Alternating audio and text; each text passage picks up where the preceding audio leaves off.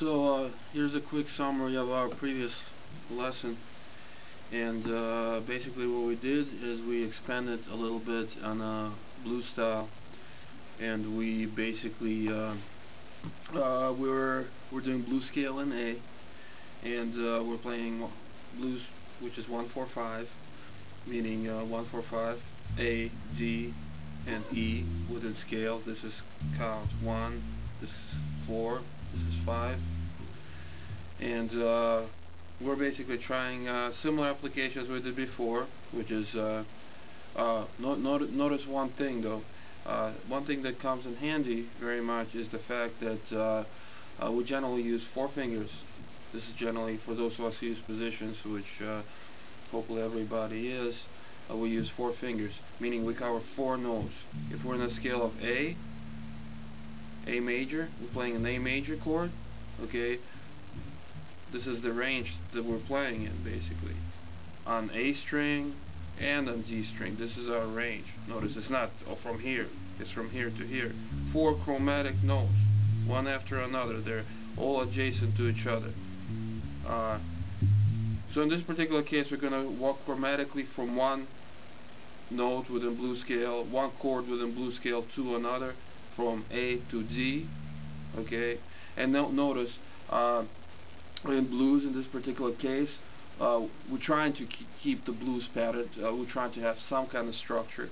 So we're going to play A 4 times, then we're going to move to D 2 times, then we're going to move back to A 2 times, and the last portion we're going to play 1 time on E, 1 time on D, and 2 times on A, and we're going to second time on A, we're going to finish the pattern, the blues pattern.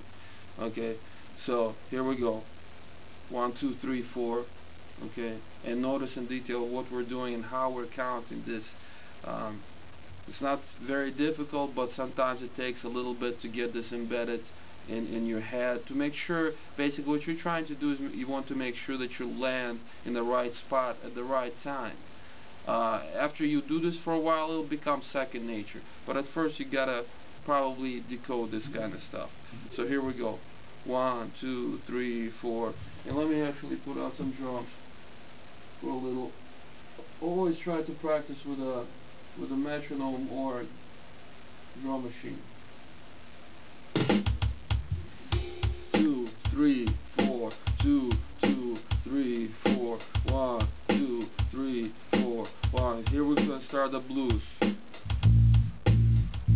4, 2, 2, 3, 4, 3, 2, 3, 4, 4, 2, 3, 4, 1, 2, 3, 4, 1,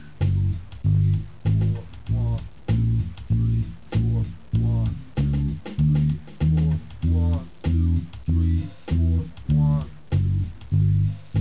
1, 2, 3, 4, 1. Okay, now notice what we're basically doing is I stayed on A for a few measures. Okay, the last measure right before I changed to D, okay, I started counting on the A. I didn't start counting over here, meaning I didn't go 1, 2, 3, 4, 2, 2, 3, 4, 3, 2, 3, 4, 4, 2, 3, 4. Okay, I would be here too early. Okay, I wanna get to D on 1. I don't wanna get there on 4. It'll still work if you do it nicely, but you know you wanna have some kind of control over what you do. Okay, so basically before the last measure, before we move to the next chord, we want to start counting on the notes from which we're moving. In this case, we're moving from A to D, so we want to start on 1. We want to be on A, meaning A, 2, 3, 4, and then when it's time to count to 1, here we are on D on 1. There's no need to make any kinds of fill-ins or funny noises to compensate for the time. Again, from A to D, okay, we're counting, starting last measure before we move. 1 starts on A in this case. Same thing the vice versa. Okay, when you're moving from D to A, you start counting the last measure before you move. The 1 is on D. 1, 2, 3, 4, and we're on A on 1. And we could continue counting. Same thing, this range, 4, okay?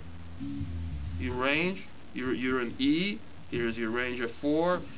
D, here's your range of 4. Notice my fingers, meaning each of these notes, fingers on each one of these notes, okay? And we could keep walking like this, you know, notice what I'm doing, range.